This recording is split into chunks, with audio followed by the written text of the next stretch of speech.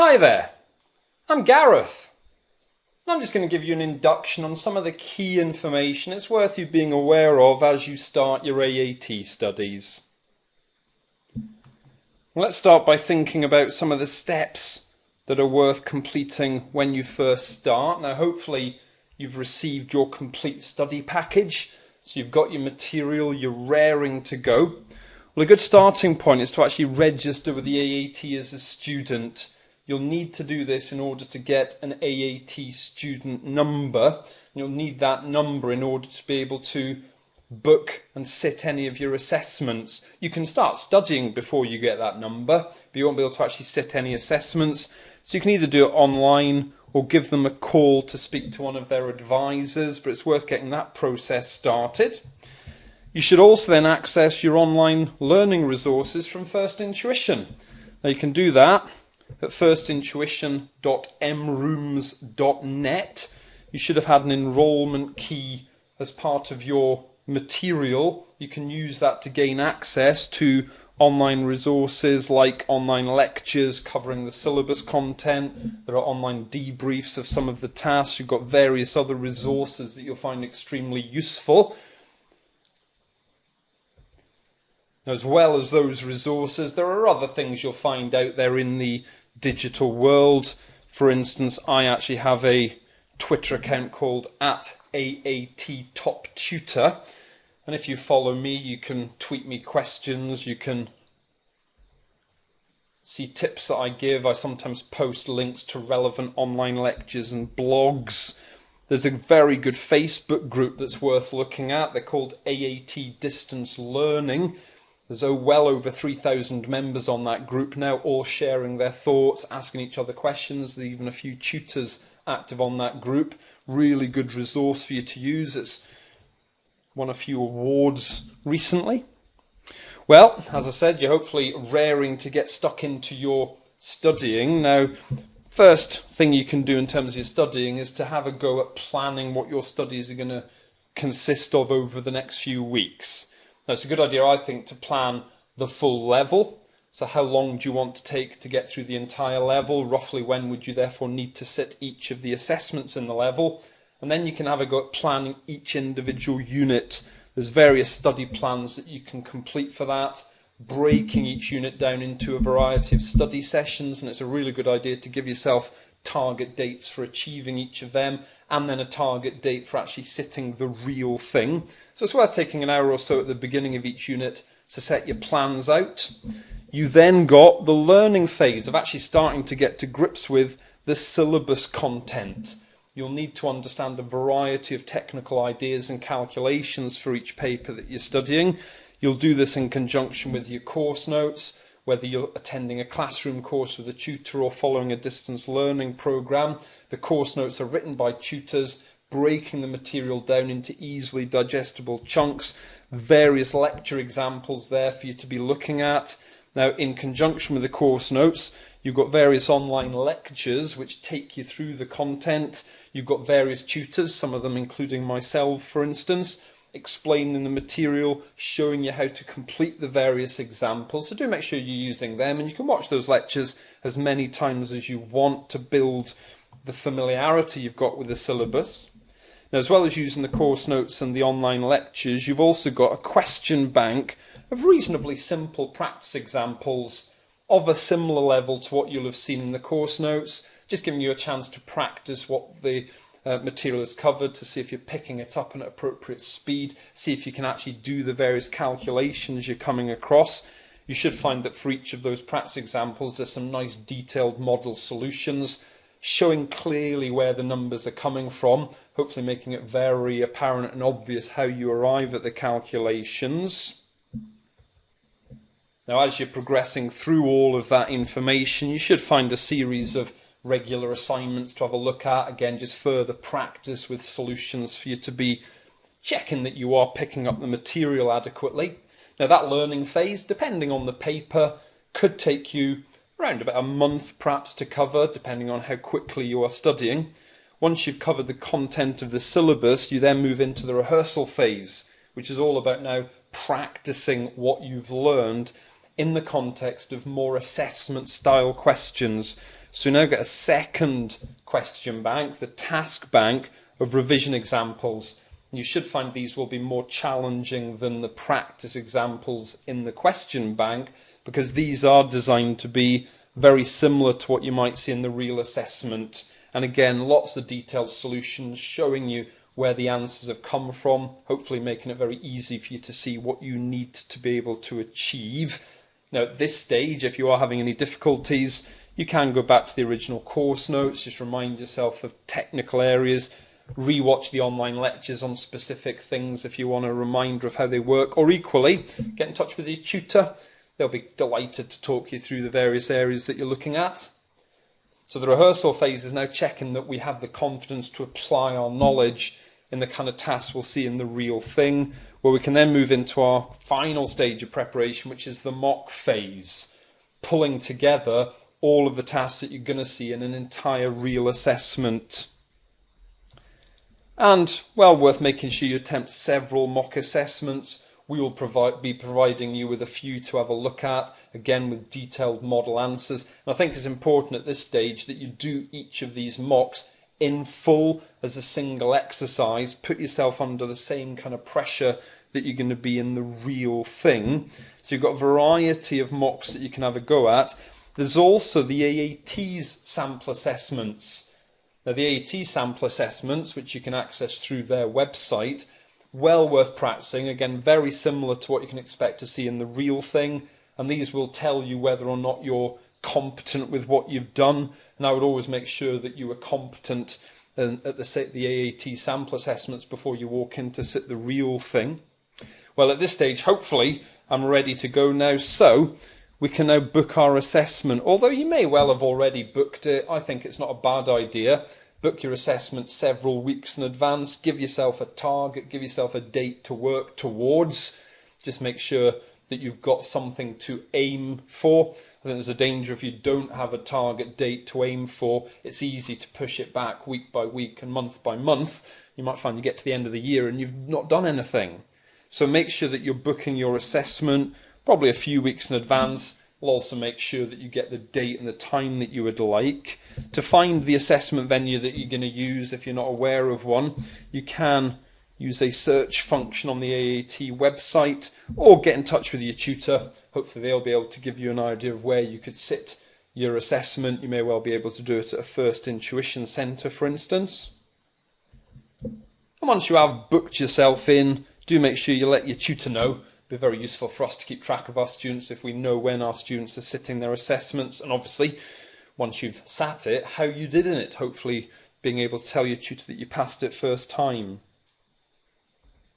And at that stage you can hopefully move on to the next unit and again start with the planning phase for that unit, move into looking at the syllabus content in the learning phase and so on. That's all these little steps you're going to take through the qualification.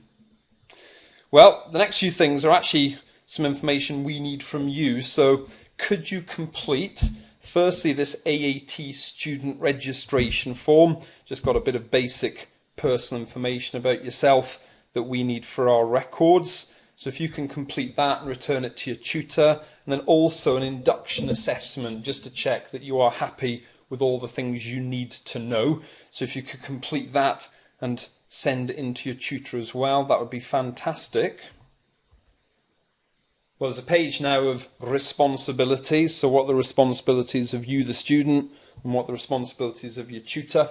Well, first thing to be very aware of is it's the student's responsibility to register with the AAT, as I already mentioned. So make sure you've got your AAT registration number. And make sure you notify them of your training provider's AAC code. So whether you're attending a classroom course or doing distance learning, you should have an assessment centre code that you can give to the AAT. You can get that from your tutor if you haven't already got that.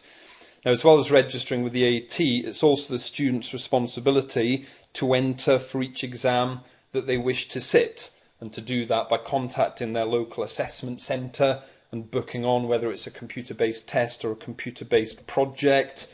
Now, do bear in mind that when you go to the assessment centre, do make sure you've got your registration number with you, and make sure you take some photographic ID. They will expect to see that. If you don't have it, they're quite likely to turn you away. And for any of the projects that you're doing, it's your responsibility to make sure you've provided whatever necessary evidence is required for it, just to allow the assessors to properly look at your work.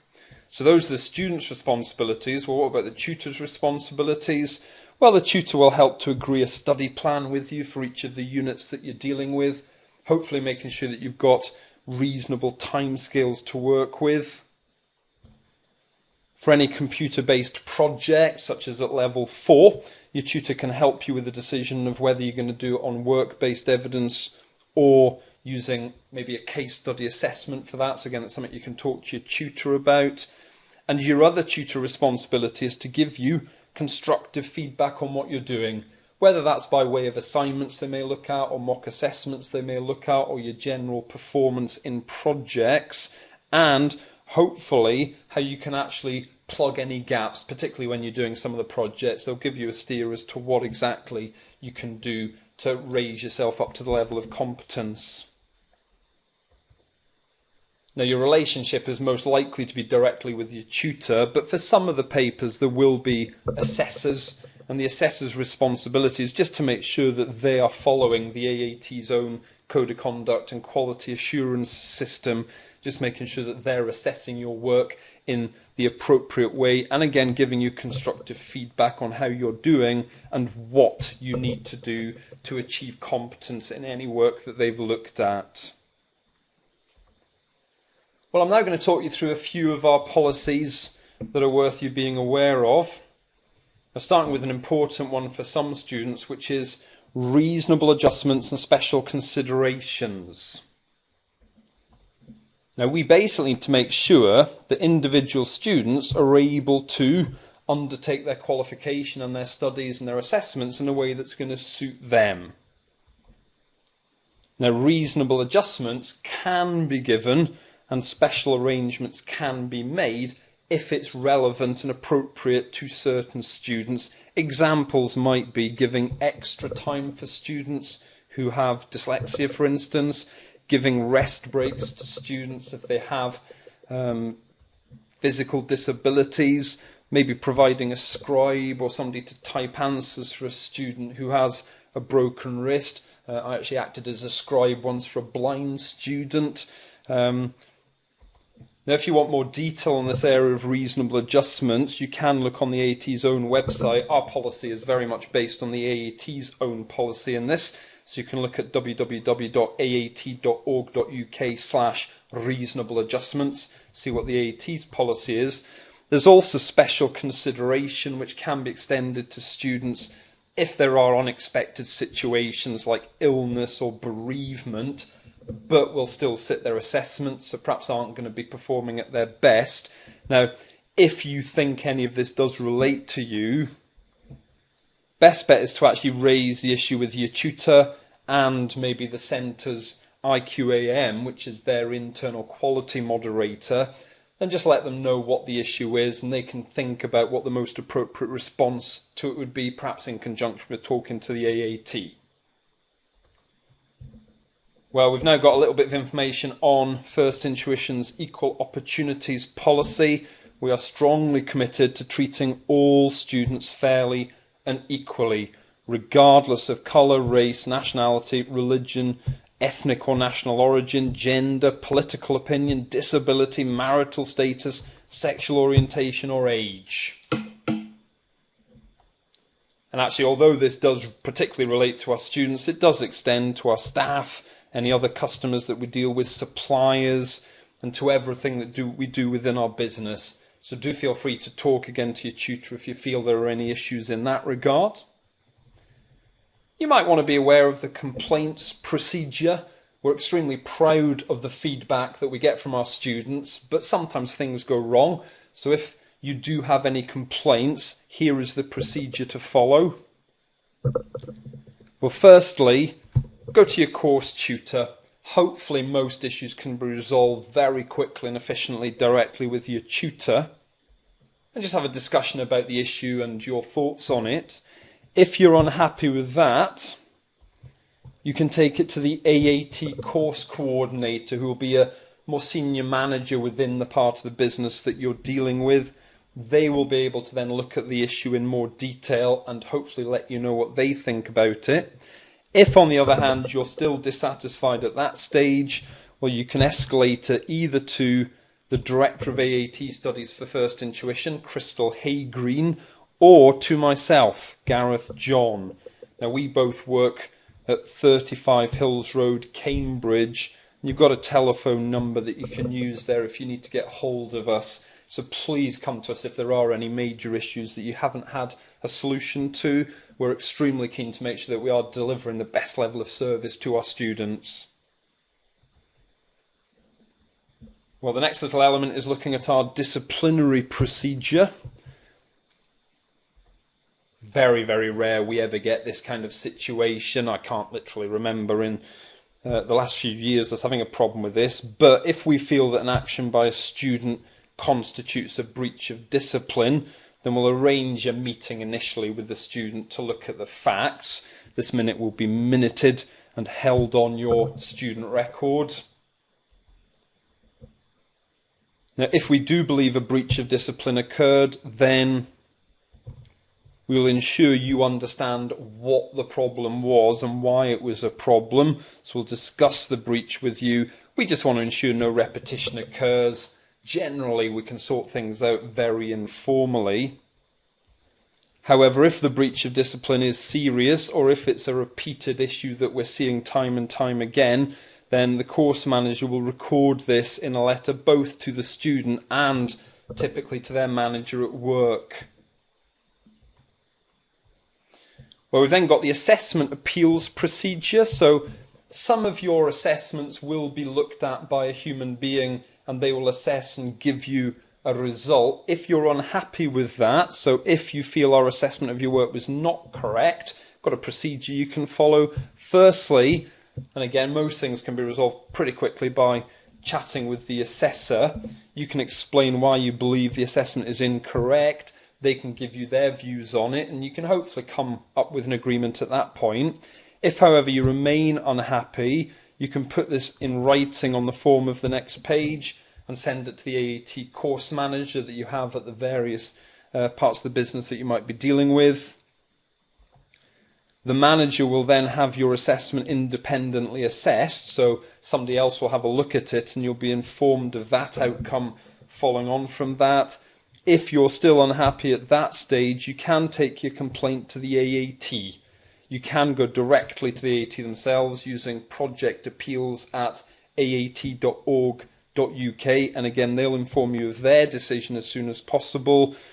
If you're still unhappy at this stage, and I can't remember this going this far at any point in the past, then you do have the option of raising a formal review with the AAT's review panel. But there is a series of steps that you can use to escalate any issue that you've got there.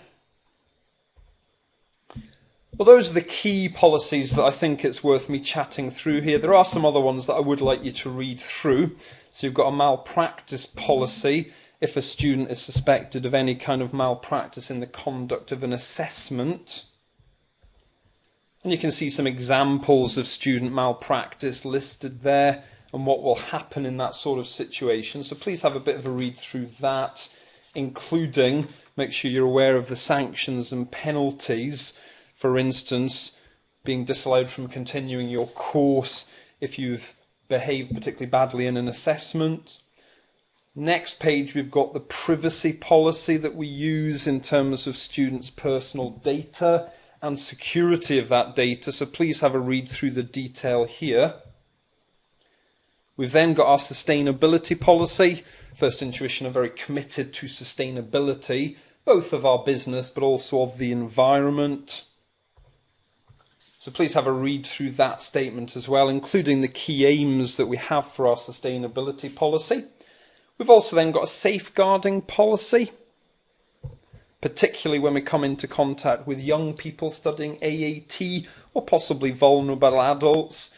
We make sure that we act in a manner that is consistent with legislation, that we take our responsibilities on this extremely seriously. So have a read through the detail that you've got over a couple of pages. Also got our safeguarding policy here. Sometimes by virtue of providing AAT courses, we might come into contact with young adults and children, or even vulnerable adults when we're delivering training, and we take our responsibilities extremely seriously. So we ensure that we are complying with all relevant legislation. You can see the details shown there. And there's a bit more information that you can have a read through to do with the responsibilities of our staff and the kind of reporting guidelines that we have in this area. I won't go through the detail here, but do take the time to have a read through it. Now, if there's any aspects of the things I've been talking about that you've got any further questions on, do make sure you're getting in touch with your tutor. They'll be able to chat through things in a bit more depth and detail. Otherwise, thank you very much for your attention, and I'd like to wish you all the very best with your forthcoming studies. I hope your experience with First Intuition is extremely good. I hope you find the material very easy to use. I hope you find the online lectures extremely supportive. I hope you find the tutors very helpful and responsive. But do let us know if you have any issues that you think we should work on. We're always on the lookout for good ideas from our students in terms of how we can continue to make things even better.